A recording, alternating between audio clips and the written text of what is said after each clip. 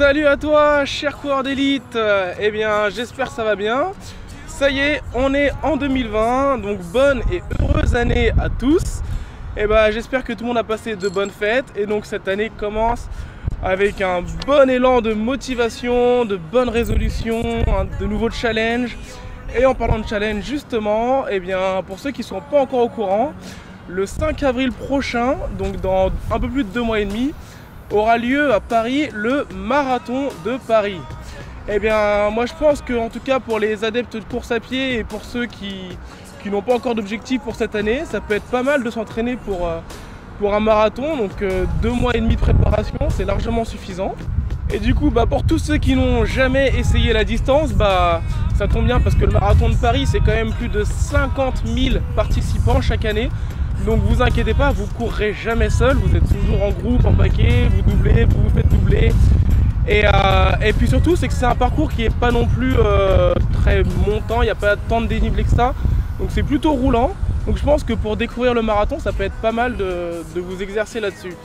Du coup, je tiens quand même à préciser que la préparation d'un marathon, c'est long. Il faut quand même rester concentré pendant 2 mois et demi de préparation, voire 3 mois. C'est pas forcément facile, il y a quand même 4 séances d'entraînement par semaine qu'il va falloir tenir.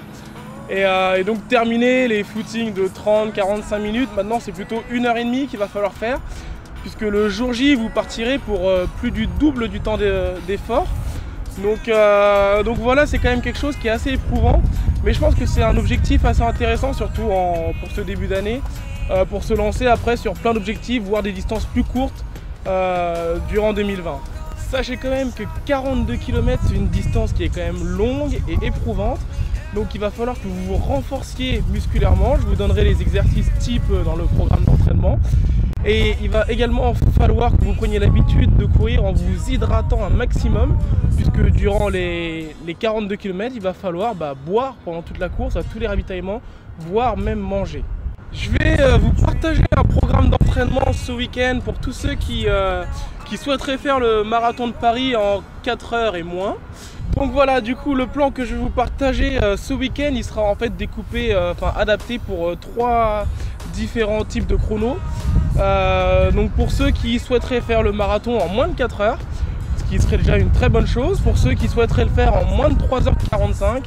Et enfin pour ceux qui souhaiteraient le faire en moins de 3h20. Sachez que pendant la course, il y a également des meneurs d'allure, donc qui sont là justement pour vous donner l'allure, comme le nom l'indique. Donc eux, ils auront un drapeau et ça va vous permettre, si vous visez un certain chrono, de rester accroché à eux et du coup d'arriver à votre objectif. Voilà, donc je vous dis à ce week-end, je vous partage les plans très vite. Et en attendant, c'est parti, on met les baskets, on reprend le sport avec de bonnes ambitions. N'hésite pas à partager la vidéo, si tu as bien aimé, mettre ton pouce de coureur et je te dis à très vite.